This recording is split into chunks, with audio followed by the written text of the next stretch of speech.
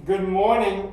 I think if you have a functional squat, so what does that mean, functional squat? Well, it just means you're able to properly perform a knee bending pattern, okay? So a squatting pattern where you can control your body, you can maintain a good foot position, you can maintain a good upright body position, and you can accomplish something that you set out to accomplish. And that's where, to me, this functional squat comes in. So if I have to pick something up, can I squat like I could deadlift down to it, but can I squat down to it and pick it up? Okay, now I know there's going to be variations in what we consider a squat, right? So I'm going to say a squat is only if the pelvis drops straight down and there's no hinge. Well, that's true, I guess, from the standpoint of where the pelvis travels, but if we look at power lifters, they power squat, right?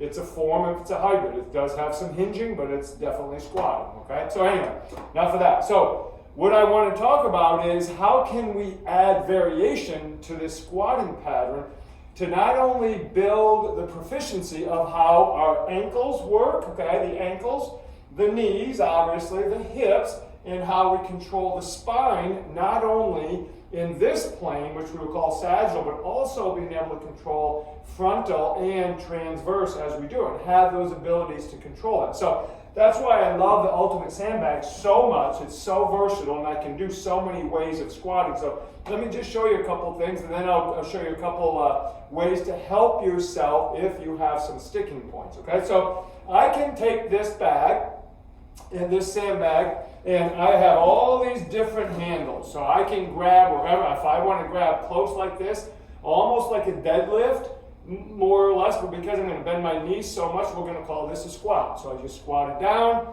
and I brought it back up. Now I can quickly pop it up, and I can do a nice traditional front squat. Squat down in parallel, come right back up, very comfortable. My knees are in good position. I can take it right from here, pop it up over my shoulder, grab on. Now I've got a nice offset squat. Really, really good, because now this side of my body has to work, because if it doesn't, I'm going to start tipping this way. So I get to get some really good quality core training.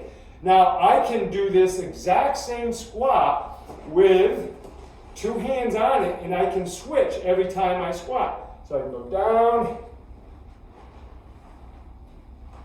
up and over, and that is a very, very good way to challenge my whole system, plus include a little bit of shoulder work with it. Now I can take it from here and just let it spin right underneath me, hold it on my hip, and do a form of a functional squat. Let's say I'm a mom or a dad and I got a child in my hand, I gotta go down and pick something up. Very, very functional now, right? So I can also perform a squat with this, which is a little bit more challenging, where I go on the widest grips I have. I'm going to press it above head. Now I'm just going to perform an overhead squat, okay? And I'll go down. Now this is pretty challenging because if you don't have great shoulder range of motion, that's a pretty challenging pattern. So you can see I have all these different ways, excuse me, that I can perform the squatting. Now what if you have a hard time with your ankle range of motion?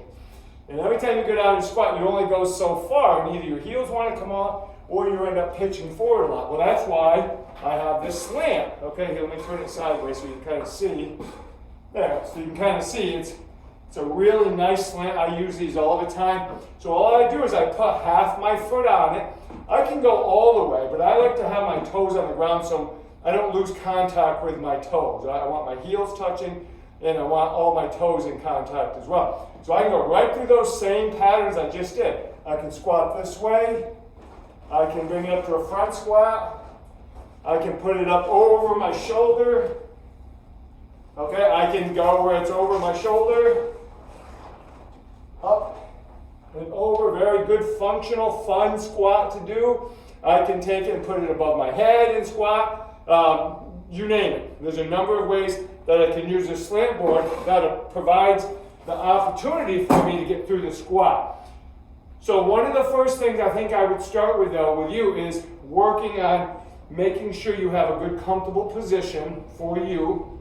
Everybody has a little different build, I guess you could say, a little bit different bony structures. So You may have to go wider with your feet turned out a little bit more, or you might be comfortable going fairly narrow with your feet straight ahead. You might be able to do that if your hips allow that, and if your ankles allow it. But just mess around with that. But believe me, if you can squat, and you can squat comfortably, there's just so many things that it allows you to do on a day-to-day basis throughout your life, throughout just stuff at home and at work, and especially when you get to the gym and start pumping some iron, the squat comes in handy. Hey guys, we'll see you tomorrow.